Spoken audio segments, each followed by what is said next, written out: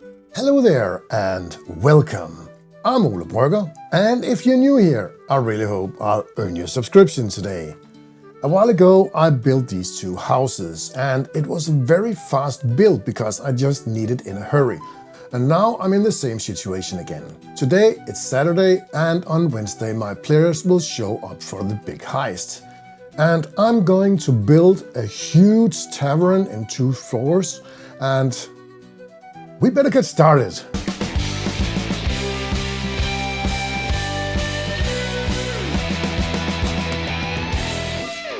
This is all the cuts that I need for this project, and there is a lot. It's all cut on my longer B140 watt laser, and with the huge cutting area, 450 by 850 millimeters, I can just put a ton of stuff into this machine and cut it all at once.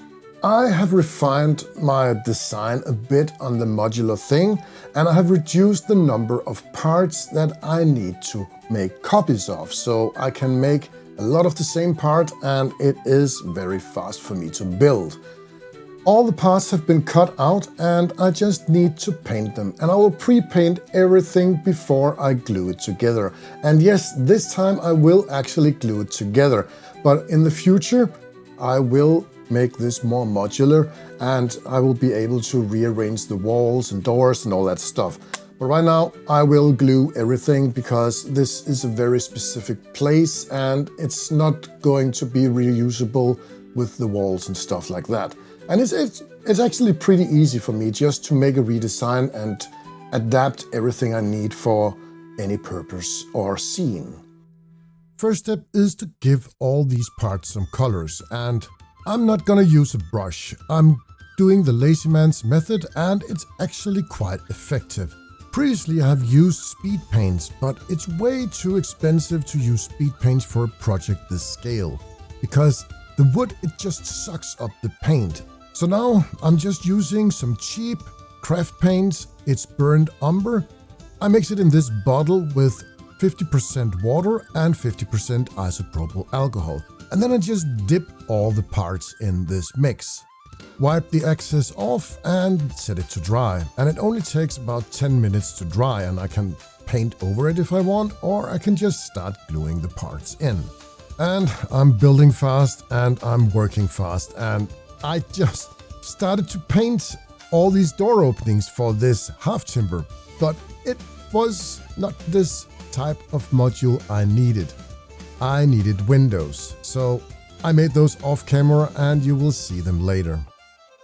The stones in the foundation part of this half timber were actually engraved by the laser at the same time as I cut them.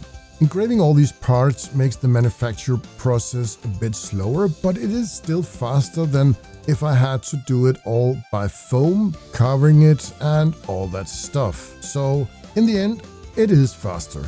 Last time I used these parts building 2 houses, I used some texture paint. But this time I'm actually just doing some printouts with some stucco texture. And I think it looks okay. It's still fast, it's not textured, it's not pretty, but it works. Right now I am in a short time frame. And I will do the same thing for the inside of the walls. There I just printed out some wallpaper. I'm using some very thick tacky glue. It is very effective because all these parts are quite light and it just sticks to the glue and it stays there, unlike a very thin PVA glue where things will just fall off and slide around. It works totally fine on paper, and when I'm gluing the wood together I will use the same type of glue. Here I just have to trim it off and cut out the windows. This was the most time consuming in this process, cutting out all these windows and door openings, but I think it is all worth it and it is still faster than painting it by hand. Now you can see the efficiency of using this tacky glue because I have this window frame and it's very light. I can just put it there and it stays there until the glue is dry.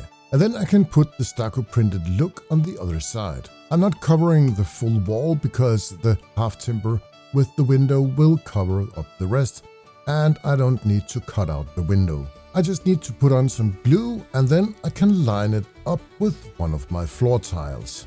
It has the right holes, and I just want to make sure that everything is lined up when the glue is dry. This will be the entrance for the velvet stage, and I made some double doors and single doors for this whole project. I want the floors to be a bit darker, so I mixed some black paint into the burnt umber mix with the 50% water and 50% isopropyl alcohol.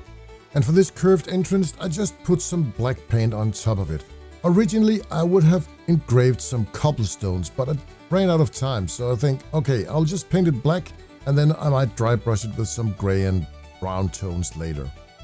Now I can glue in the door, and the only thing I have to be aware of here is not putting glue on the holes for the hinges to the door, because when the glue dries, the door won't open. So I just have to think when I'm putting glue on this. I also made these tiny wall parts, and they will be the locking system between all the floor tiles. And this part, it doesn't lock anything in. This is just for the visuals and to make something consistently when I'm putting in the top locking mechanism on all the walls. Now I can actually paint as I did in the beginning of this video with the black paint on the stone in the foundation of the walls that have the window look, because I didn't need doors. And I only made 6 of these walls with the stones for the front of this tavern, and I made 6 without for the second floor. I just want the visual impression of the entrance for this big tavern. The sides and the back, it's not necessary for the gameplay, and the looks, most of it won't be visible anyway. And it meant I only had to do one side of the wall panels. But in total, I needed 22 plain walls, 37 window panels, 22 door panels, 3 double doors, and 14 special small and bigger walls. Still working fast. I'll only give this a light dry brush with a gray, and then the stones in the foundation will be done. I just want to finalize it with a wash, but anyway, this took about 10 minutes, so it was a quick job. I also dry brushed the floor here at the entrance just to give it a bit more stone-like look. I stiffled it with some different gray colors. I didn't spend much time on it, but I think it looks okay. It's not relevant for a story and the looks, but I just wanted something that looked like stone-ish work. And this is one of my smaller doorways for the halls. But now I can really start to build and lock in these walls. I'm looking so much forward to make this modular so the walls will be replaceable, and I can have some tiles where I can just replace a wall with a window and build up anything I need. This is the biggest cutout I have ever made on my laser cutter, and I could only have done this because I have the longer B140 watt laser with its extension kit. If you want an awesome laser like this, there's an affiliate link in the description below where you can use the code OleBorger to get a 5% discount. And this will be the main floor in this huge tavern. I gave it the same treatment as all the other floors. Now I just need to install all the rest of the walls for the main area. I still need the backside, and it is the same procedure. This is 3 steps: glue, install the wall, put down the lock on the top of the wall, and then move on to the next. It took a couple of hours, and while I was doing all this work, I was listening to Winch of Forth's little mini adventure, Keys to the Universe, hosted by Shane O'Loughlin. You should go check out their YouTube channel. I put a link in the description.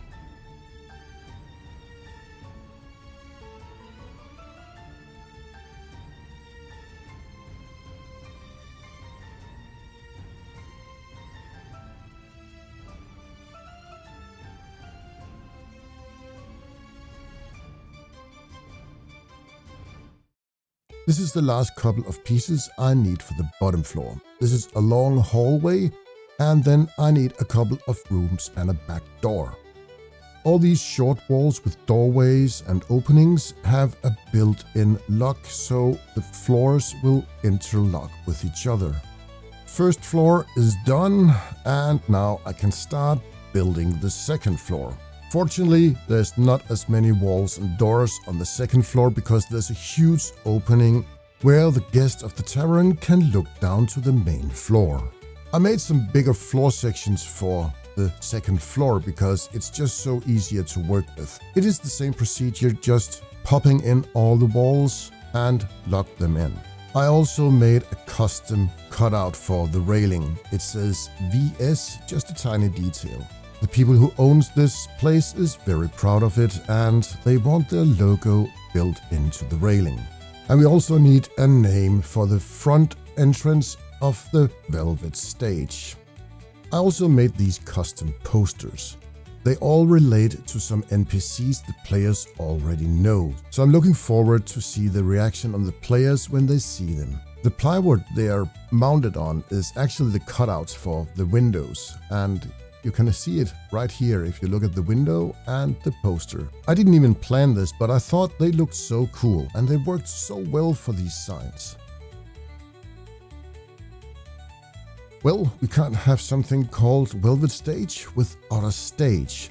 I have these leftover pieces that I have cut out and I will just glue them onto a piece of foam board just to raise it up a bit. And I used the same paint mix just to paint the floors so they would have the same wooden look as the rest of the woodwork. I've also used some of my miniatures that I already had painted, but I actually painted almost 30 miniatures for this session. And they are going to be reused in the future, so it is okay, but I never filmed the paint job of these miniatures. It is getting late, it is Tuesday, or it is already Wednesday because it's almost 1 a.m.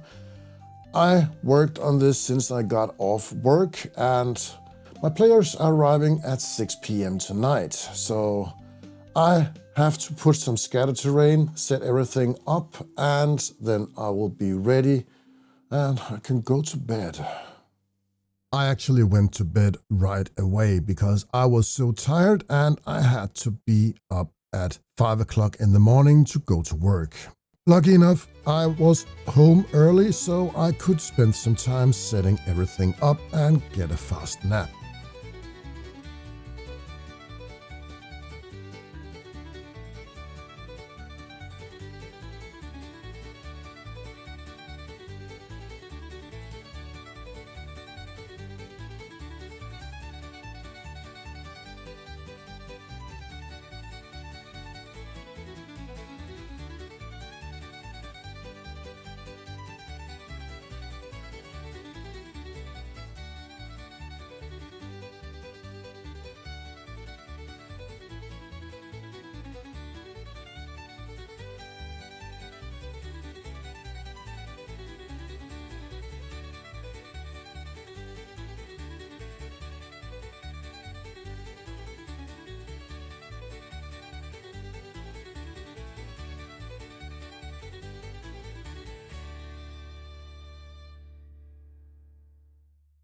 I'm just finishing up editing this video. It is the same day as I'm going to release it, but I really had a blast and I really also think my players had. The cool thing about this session was my players had to do a heist, and as a dungeon master, I just enjoyed watching them using almost 40 minutes planning without me saying a word except for a couple of questions where I could answer yes and no. And this whole build just gave me a lot more experience how this modular design is going to work in the future. I also found a couple of flaws in it, like the stairs, they are too tall. So when I'm removing each level, and that's also in my house builds, they get stuck. So I will have to shorten them down so they won't be taller than the walls. This is it for now. If you already haven't done it, hit that subscribe button. Leave a comment below what you think about speed building all this stuff. And give me a thumbs up. Share this video if you know someone who finds interest in building stuff like this. Thank you so much for watching, and I will see you soon.